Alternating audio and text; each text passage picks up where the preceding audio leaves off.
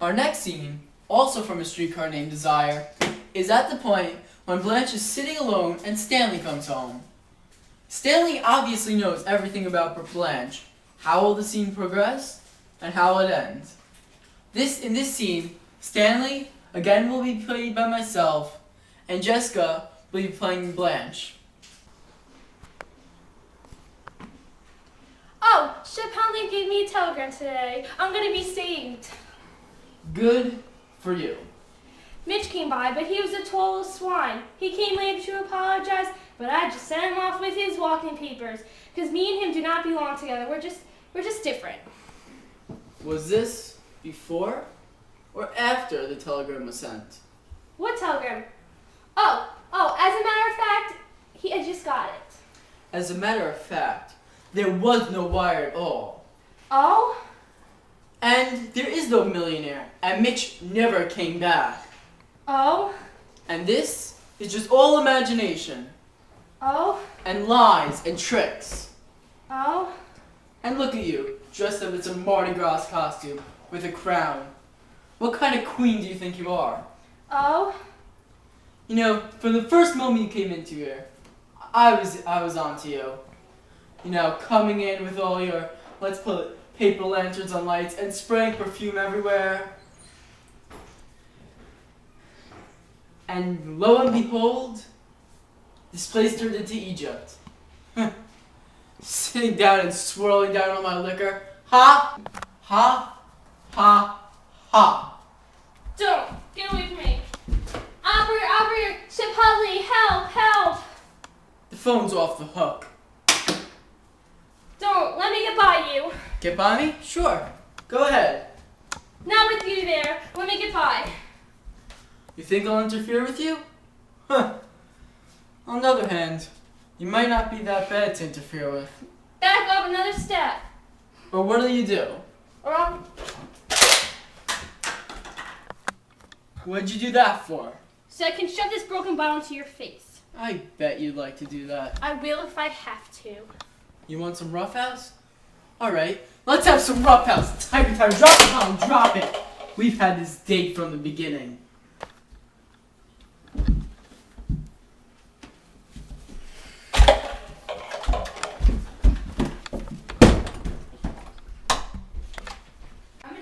Our final scene from A Streetcar Named Desire is also between a guy and a girl, but this time it's not Stanley. Mitch, one of Stanley's friends, finds Blanche to be an interesting girl.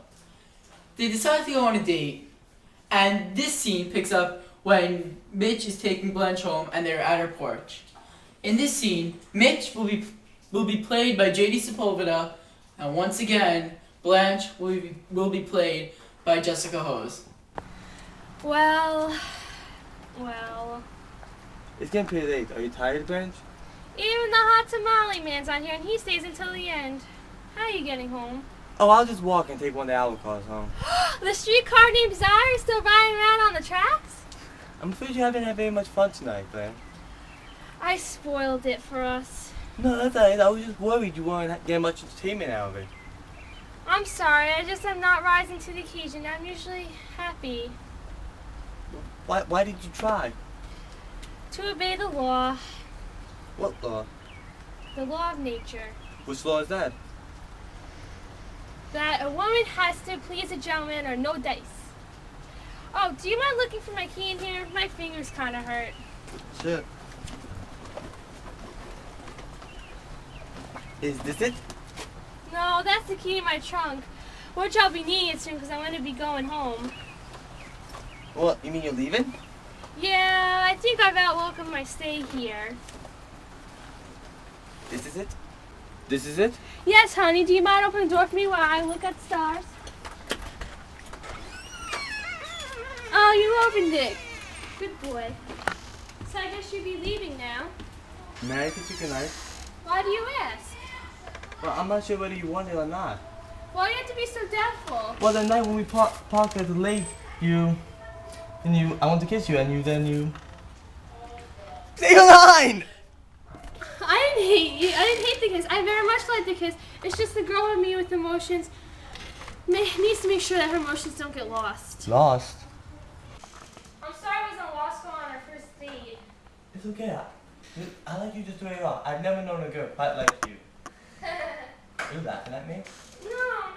Stanley's still in our home. Would you like to come in? Sure. Do you mind if we leave the lights off? I don't really like them. It's okay. Keep everything the way you like it. Trying to find some liquor. You want a drink? No, I was hoping you want a drink.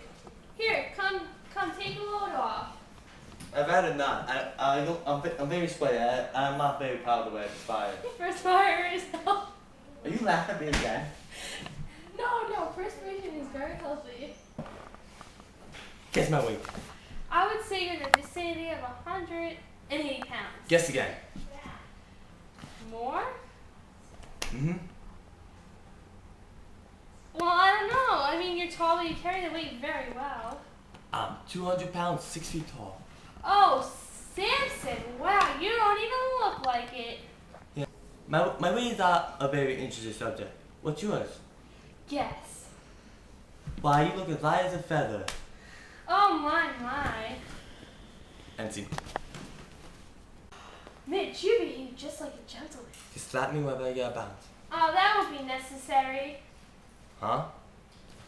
I have old-fashioned ideals, so I would never slap you. Can I ask you a question? Yes, what? How old are you? How would you like to know? I was talking to my mom about you and she said, how old is Blanche? I didn't know the answer. You were talking to your mother about me? Yes, I was saying how nice you are and how I like you. Were you sincere? You know I was. Mother's sick. She's dying. She only has a few more months left. I'm sorry to hear that. She's worried I'm not settled. She's afraid I'm going to be alone. Oh, I know how that feels when No. I was alone. You know how it is to be alone? He was a boy, just a boy. When I was a very young girl, when I was 16, I made the discovery, love. All at once and much too completely, it was like you suddenly turned a blinding light on something that has always been half in the shadow. That's how it struck the world for me. I was unlucky, deluded. There was something different about the boy, a nervousness, a softness and tenderness, which wasn't like a man's, although he wasn't the least bit effeminate looking. Still, that thing was there. He came to me for help. I didn't know that. I didn't find out anything till after our marriage, when we'd run away and come back, and all I knew was I'd failed him in some mysterious way and wasn't able to give him the help he needed, but couldn't speak of. He was in the quicksand and clutching at me, but I wasn't holding him out. I was slipping in with him.